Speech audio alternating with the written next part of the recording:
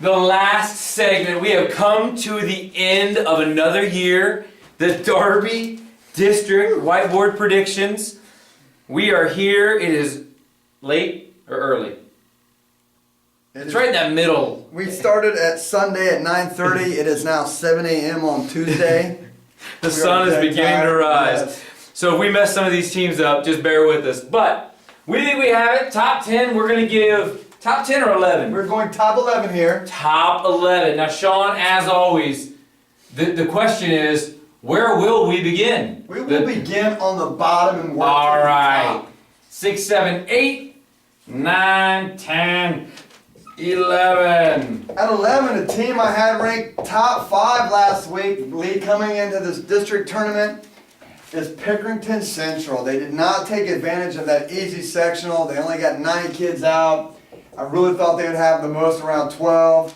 152 with Yager, 126 with Hogue, and 132 with Terry. It's kind of their, heavy hitters there. They got Johnson, a couple other guys can pitch in, but they really took it on the chin at the sectional tournament. I think 11 spots where we'll have them at right now. Got you. Who's my 10? Well, who's number 10? You know who number 10 is. They've been at 10 for 3 years. Are they hanging on by a thread? Hanging on by a thread, Pick North. Gotcha. Pick North enters the district tournament with 10 qualifiers.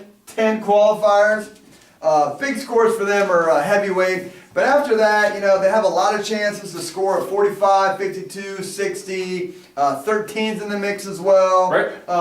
32, 132 with Ferguson's in the mix. So I think Gino is the linchpin to this team, and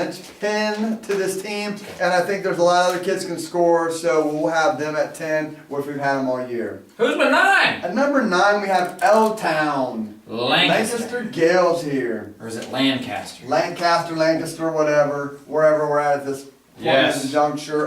Their heavy hitter is Scotty DeLuce at 160. He'll do a lot. From 45 all the way up to 220, they're going to have a chance to score a lot of points. They got Chase down at 106, trying to fight out of a really tough competitive weight there. But a team, like I've said this all year, that's pretty good. A team I've said all year that can move up more than any other team, I think it's them. But right now, we'll slot them in at number 9. How about 8? Number 8, Mount Vernon. A team that I actually had on my chart ranked a little bit higher, but they only bring 6 kids in there. 5 of them will be heavy placers, but if one of them falls, they're going to quickly be shuffled out of the top 10.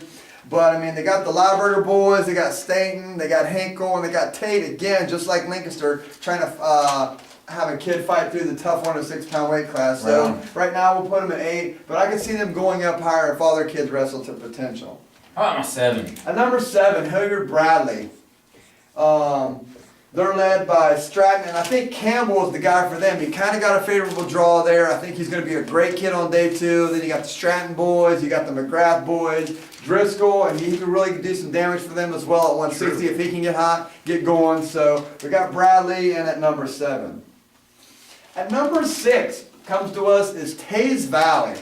Very balanced team. They brought 11, which ties for the most with a couple other schools that we'll mention later. They're bringing 11 kids. They got Nays, Kinzer, and Latham as their big hitters. I think Carroll is maybe just a second tier behind them, but still a kid that can score and possibly get out. And then you got Dooley as well, who can't be forgot, but he's in a brutal 126, and he is going to really need to be on his game for Taze Valley to hold, maybe possibly move into that top 5. Who's my 5? At number 5, I think this is where the gaps really starts to widen, because I think 4 and 5 are clear of everyone else, but not able to touch the top 3. At number 5, we have Liberty, who only lost to Marysville by 6.5 points at sectionals, and I really thought they had him there late.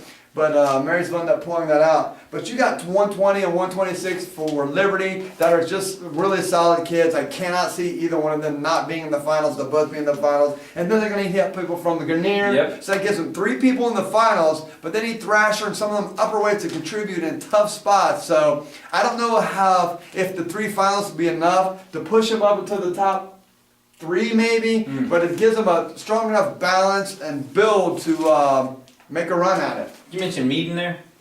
Yeah, Mead in there. Yeah. Gotcha. But again, he follows the same pattern 6. as Bradley and Mount Vernon and Lancaster, with just an absolutely tough weight. But I did forget Mead. Good catch, Coach. No problem. Who's my 4? Number 4, CC. And HS. And if it's going to happen for these guys, it's going to happen early.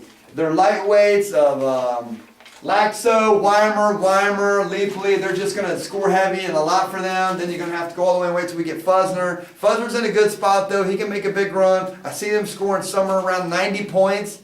So, and I think that would be enough to get fourth place. I ironically have Liberty getting 88 points. So it's just going to start to really tighten up here. At number 3, God, it almost breaks my heart to say this. It appears that Delaware Hayes has tripped crossing the field at halftime of homecoming. I think the pairing gods did them no favors at all. They did catch a break with Sorosky being on the opposite side of Favre, but man, they really are going to have to wrestle extremely well on Friday to make a serious push at their first district title. Gotcha. Let's see. Number 2. At number 2, we got the 2-time defending champion Monarchs of Marysville coming up here. They've qualified 10 people as well, but they have, their 4 stars we talk about all the time. 13, 38, 45, and 20 are going to score heavy, especially the 13 and 20. 13 got a really good draw for the heavy lifting he did last week at sectionals, and 20 is just who he, 220 is who he is. He's going to pin everyone. He's going to make a big run. So, like I said, it's going to need to be a team effort. I think the key to them is Cepeda. How well can he hold up? He's struggled in recent years at the district tournament. I think it's his time, and I think if they get him hot and he's wrestling well, I think they could win the whole thing. And That would mean you would be wearing a... I will be wearing blue. It wouldn't be this blue, it would be Monarch blue, so... Straight up. Who's my number 1? Oh, I'm a little bit more nervous about wearing blue than I was 2 weeks ago, so... Number 1 is our preseason number 1 here, Westerville North. So we've come full circle. Come full circle. We've had these teams top 3. I think we've interchanged them maybe half a dozen times. They've also qualified 11 people to match Delaware and Tays Valley as mentioned. Their 120 was probably going to be, I don't want to say a lock finalist, but close to it. I like their 170 Hines being the champ there. Then they got 60. I think Pillow can score a lot. I know this kid's kind of under the radar with most teams. 95, 220, 38, 45. So. Away the seams there, I don't think anyone other than the top 3 can win. I think they'll be in some mix. I think even if Old Tangy wrestled extremely well, or Central Crossing, I just think the guns that they have here, these 3 have separated themselves, and I think Central Crossing and Liberty have separated themselves on 4 and 5. Yeah, I gotcha. So I would put like lines between 5 and 6 and 3 and 4, and I think that's just where the break is right now going to district tournament. Well, Thanks for watching the show. Again, we're looking forward to seeing all of you guys this Friday and Saturday at the district tournament. And if you don't like our picks, prove us wrong. right on. Most certainly. I was going to say we want 15 people to Right. not like our picks per Right. weight class. Right. So that's how we got it. There's your top 10, what we think the district board's going to look like. And moving forward, Sean, another great season. High five. Woo, woo. Let's go to bed. All right. You are inside the circle.